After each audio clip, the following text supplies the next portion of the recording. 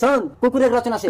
কুকুর একটি প্রভুভক্ত প্রাণী। এদের 4টি পা, 2টি কান, 2টি চোখ ও একটি লেজ বিশিষ্ট প্রাণী। এরা চোরকে দেখলে ঘেউ ঘেউ ঘেউ করে আর মালিককে দেখলে ম্যাউ ম্যাউ ম্যাউ করে।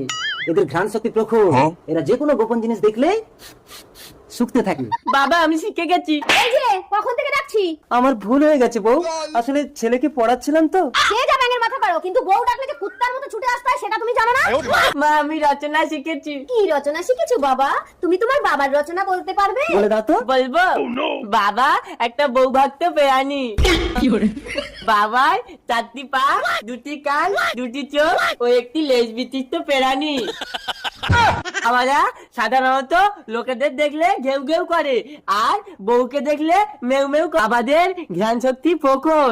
এরা গোপন জিনিস দেখলেই নাক দিয়ে থুকতে থাকে। আমি কি করেছি? মা তো তোমাকে কুত্তা বলে।